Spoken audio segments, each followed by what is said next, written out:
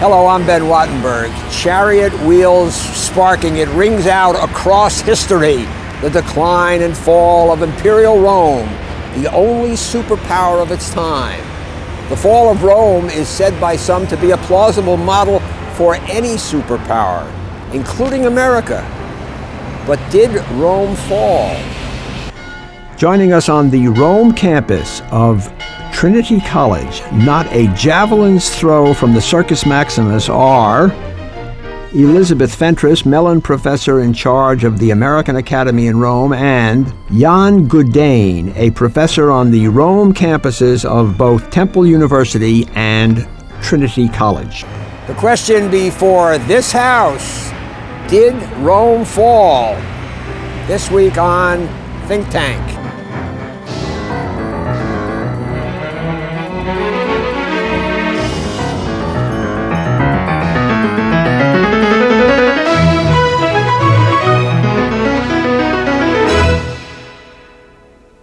Modern Rome is a modern European city, but in, on, under, and around Rome are reminders of an empire that once ruled the world.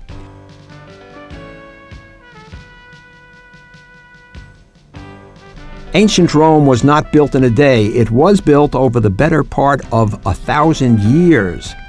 At its height, the Roman Empire stretched from England in the west to Turkey in the east to Egypt in the south. Rome today is filled with the spoils of empire, 10,000-year-old obelisks that came from Cleopatra's Egypt to Caesar's Rome. This arch, built by the Emperor Titus, commemorates the conquest of Jerusalem and Palestine by Titus's father Vespasian. It sits above the Roman Forum, which contained many of the sacred temples and buildings in Rome. The ancient Via Sacra, or Sacred Road, still runs through the center of these temples. The bigger columns are from the Temple of Saturn. Romans were as famous for their engineering as they were for conquest. Aqueducts carried fresh water from miles away into Roman villas and palaces. The Colosseum could seat over 50,000 spectators. The Circus Maximus was the site of chariot races and could seat hundreds of thousands of spectators around the oval where modern-day Romans now relax. Above it are the remains of the Palatine Hill where Roman emperors lived and from where they could watch the festivities below. Paved Roman roads stretched all over Italy, and many of the paving stones still survive. But like all dominant superpowers, Rome eventually declined. Popular history tells us Rome fell because of overexpansion or the rise of rival powers or because of decadence and an erosion of values. But did Rome ever really fall? Elizabeth Fentress, Jan Gadeyne, thank you for joining us on Think Tank. When does the Roman Empire officially begin? Well, I think probably best with the Emperor Augustus in 31 BC. He has a very, very long reign, and from then on it is no longer the Roman Republic. And until 14 AD, he is the sole person in charge of the empire. So it's a 45-year reign of Augustus. And what happens during that period that makes it into an empire? It had been a city-state, basically, is that? No, Rome had been conquering the rest of the Mediterranean busily for a very long time at that point. They had achieved military, political domination over, and would continue to expand their hegemony over various bits get brought in at different times, like Britain, but they had already gone outside the boundaries of their own city-state by 4th century BC. So what does Augustus bring to this that is new and different, that scholars like yourself say, well, that's when the empire began? Well, one of the things is that using the word empire can mean that you use it in a geographical way And when we think of an empire, we think of it often in a geographical way, and that is exactly what Elizabeth was referring to. Rome goes outside its boundaries already in the 4th century BC. You can use the term empire also in a chronological way, in the sense that we often say, as we have said here, the empire starts with Augustus, because that empire also has an, let's call it, almost constitutional political connotation. He lays, Augustus, the foundation for an imperial rule. That imperial empire, the link is obvious, that is a new rule whereby one man has all the power accumulated in his own person on base of an, let's say, legally voted or accepted constitution, basically. Well, what was the the geographical extent of Rome at the time of Augustus? How far does its reign go? Well, a long way. I mean, you have, by that point, you have Gaul, Spain, North Africa, Egypt, which is, of course, Augustus's great start, is the defeat of Cleopatra and Mark Antony. You have a lot of the Eastern Mediterranean. You're extending as far as the boundaries of Persia. You have Greece, of course. There is an absolutely, it is a world system by Augustus. And some boundaries, as I say, get extended, like Britain and the questions of the Danube frontier. Yeah. But it's almost all in place, and will be completely in place by the Emperor Trajan. Which is in what year? Trajan? What would you say? Well, I think that we would stop the empire with Hadrian in the first quarter of the second century AD. Oh, and that's the. Yeah, I'm and that's sorry, but there is a moment when Hadrian is the peak of it of expansion. Of expansion. Yeah. Hadrian draws the limits. He says, okay, this is in effect enough, and starts creating permanent frontiers. Before then, it's always really very fluid. And the last of the great conquest. Is it fair to say that Rome was the sole superpower of the world at that time? Yes, I think that's fair enough. There are things going on in the rest of the shore. Exactly, yeah. I mean, in this part of the world. In this part of the world. Which is the Mediterranean, European, Near Eastern, of course. This is absolutely true. I mean, yes. we're ignoring China. We're ignoring China, exactly. There's, on the globe, no, but at that part of the world, for sure. There's no competition in Rome's worldview. Now, what does SPQR stand for? Isn't that sort of a democratic, I mean, a motto? In theory? No, precisely because it stands for Senatus Populusque Romanus. And again, what does that mean? Senate and the people of Rome. But by people, we only mean the citizens. The male, adult, freeborn citizens.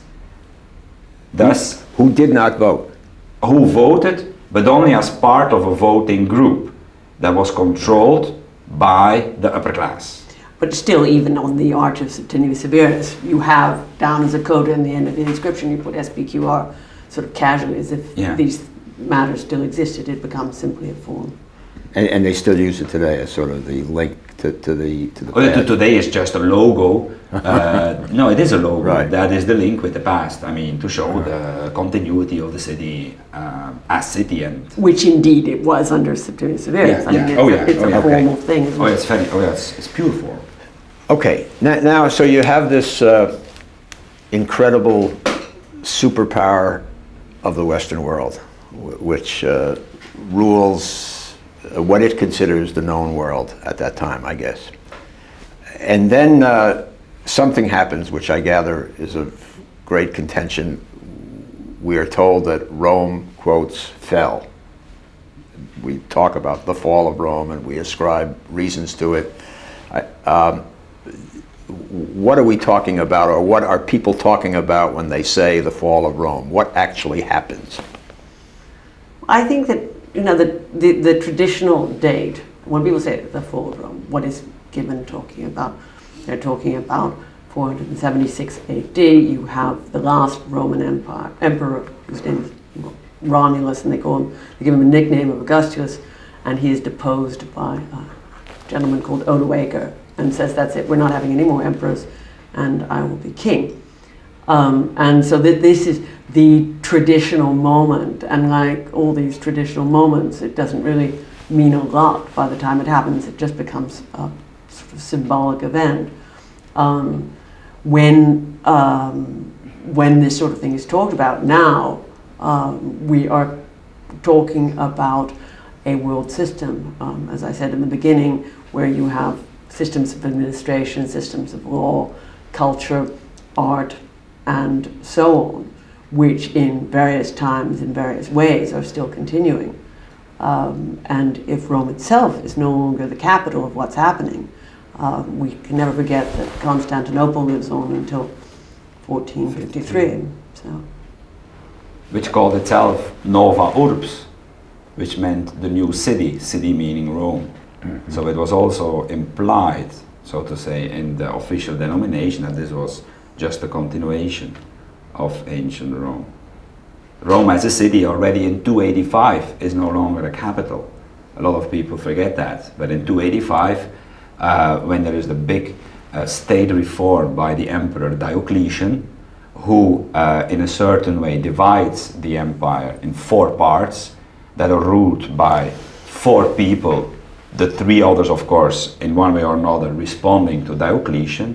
The part with here in the west with Italy has as a capital Milan and no longer Rome, and then that shifts from Milan to Ravenna. So these are things which in a certain, nominally these things change on the one hand, but then culturally, administratively, these are things that continue only in a different place. So that's what we now think is that rather than to talk about a fall of the Roman Empire with a symbolical date of 476 AD, there are the systems, the processes on the various levels of culture in the broad sense of the word. But it doesn't continue as a unitary political force with an empire, with an emperor, with well, a you far-flung... continue to have an emperor elsewhere. Well, what happens is you get bits chopped off in a very... bits fall away. For example? Britain, for example, there's a moment when the Emperor Honorius says, look after yourselves, people, because we can't help you anymore.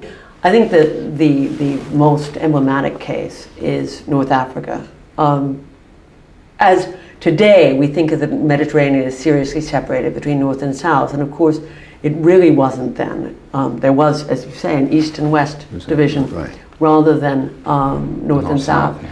And Rome depended extremely heavily on North Africa for all of its grain, most of its oil, and oddly enough, there are more pieces of African pottery on their average field than there are Coke bottles. I mean, artistically? Artistically. North Africa was very much the motor of the Western Empire. Remember that Roman citizens in the city of Rome are entitled to have an entitlement program called the Annona, which is where they get free grain, free oil. By the end of the period, you have free pork.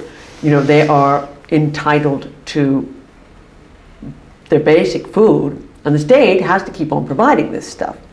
So that, you know, Africa, which provides it, is extremely key. Now, what happens is that a group of Germans called the Vandals come down through Spain, cross into North Africa, and just remove it, so that as you have this very moving moment when St. Augustine is dying in his seat in Hippo, and the Vandals are besieging the place and are outside the wall. What year is this? This is 429. Yeah. And you know, his biographer gives this very moving passage about how he spends the last days in tears, which becomes a very symbolic thing, because it really is, that is a very, very bad moment for North Africa, and a terrible moment for Rome itself, because all of a sudden they see their food supplies cut off. The legend, as as we laymen get it, is that there was this great, muscular, idealistic Roman Empire, and then it gradually becomes decadent, and you have orgies, and you have Nero fiddling, and Rome gets, quotes, sacked, whatever that means. But the legend is that there is sort of a root of some sort of psychological decay that erodes and destroys this incredible political entity. Is that do scholars regard that as a valid thought, or Nero not? is fiddling as Rome is continuing to conquer. The empire is in it's full expansion. I mean, Nero is very, very early on in the story. And I don't think it's... What year is Nero? I mean, We're talking 54, 68 AD. the fire is, this is not a serious problem. The fire allows Nero to rebuild half the city, to take over most of it for his own palace, but it doesn't have a negative effect on. The decadence is a Hollywood product. The moral business is not an issue. That's a Hollywood product. Yeah.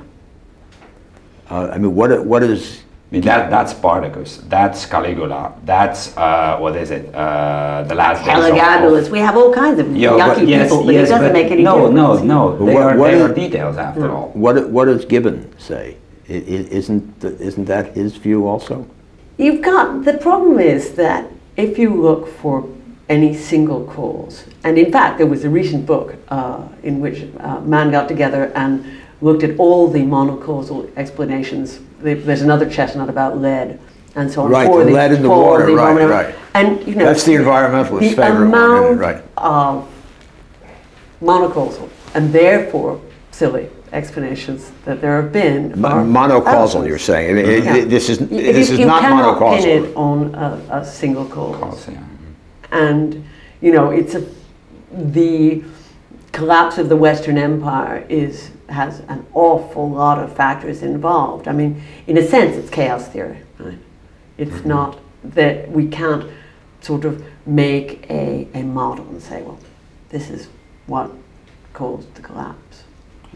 Vandal A worked out which boat to take. Which is, of course... What year did Gibbon write? Middle of the 18th century, second half of the 18th century. 1764 or something like that? And his book, The Decline and Fall of the Roman Empire, is the one that sort of sets the model of this idea of decay. It was like the big... It's a very long and complex book. I mean, he doesn't pull monocausal stunts either. No. Although in the end, he traces it back a little bit to the Christianization then of the Roman Empire. So for him, the final process of Christianization, upcoming and then Christianization of Rome was the cause for its decline. But that's a book of like 10 volumes. No, I understand. And so it is he treats, but it's the first modern study. Does Gibbon stand up pretty well? Yeah, there are bits. I mean, it's an extraordinary work of learning. Remember that a lot of, the real extraordinary boom in Roman history is 19th century. But Gibbon's no fool. He had a good classical education. Is it correct to think of America today in the same context that Rome was considered at that time? In other words, the geopoliticians say we live now, post-Cold War, in a unipolar world, that the sole surviving superpower idea. Is there some merit in that view? One thing that's interesting, you could take that another way. I mean, this is something Jan touched on, but the actual production very quickly slips away from Italy and starts, the sort of boom economies are in the provinces in Gaul and North Africa and Spain. You get tremendous takeoff of productivity, while Italian agriculture, really very early on, in say the 1st century AD, 2nd century AD, is falling to bits, is really collapsing.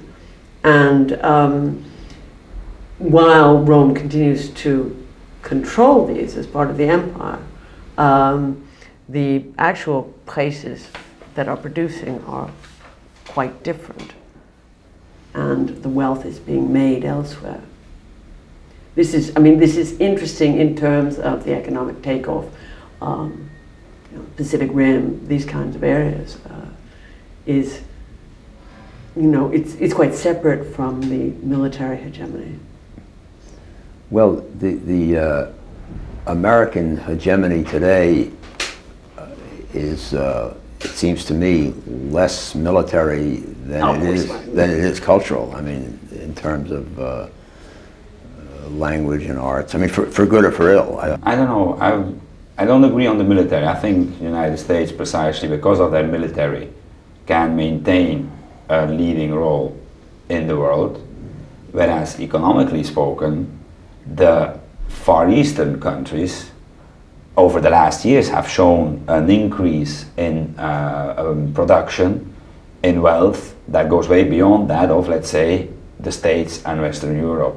Now I was thinking of a little article that I read, I think, in the New York Times a couple of months ago, about architecture as an expression of the growing importance of an area throughout the centuries, and starting from Rome with its monumental architecture, which we all recognize very well because also in a certain way it's very standardized. Right.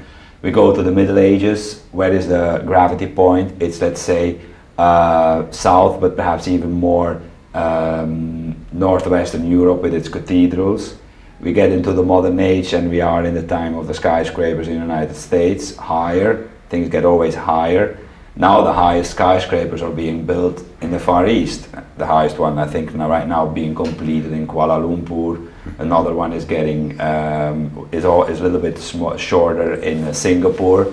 And how these are also. Ben could claim that it's our cultural form, I suppose, but I mean, it's I could, and I probably would. I mean, I find it a little difficult to envision a great age of Kuala Lumpurian culture coming upon us. No, we're talking about the concentration of economic sources, or at least the capitals, of a financial issue.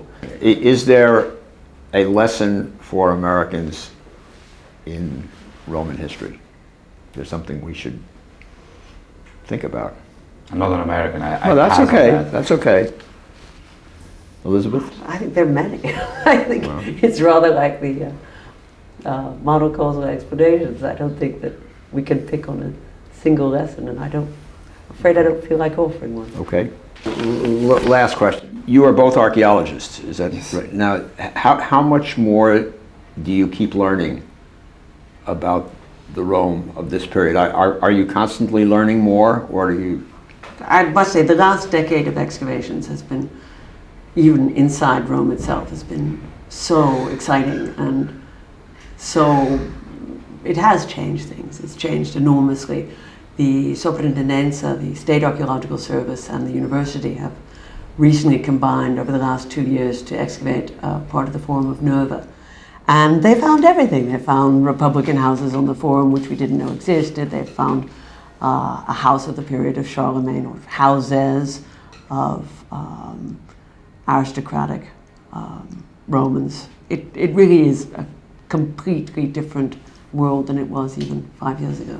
I mean, one of the things, of course, is the actual pottery. I mean, quite apart from the structures, the excavations in the Crypt of Ballenby, which finished a while ago, a few years ago, but are still being studied, have given us extraordinary data on the amount that commerce and international exchange was still alive in the 7th century AD, which really nobody expected, and has been a tremendous surprise that Rome was still importing 90% of its pottery. Thank you very much, young Gadeyne, Elizabeth Fentress. Thank you all for joining us at Think Tank. I'm Ben Wattenberg. We at Think Tank depend on your views to make our show better. Please send your questions and comments to New River Media, 1150 17th Street Northwest, Washington, D.C. 20036. Or email us at thinktank@pbs.org. To learn more about Think Tank, visit PBS online at www.pbs.org. And please let us know where you watch Think Tank.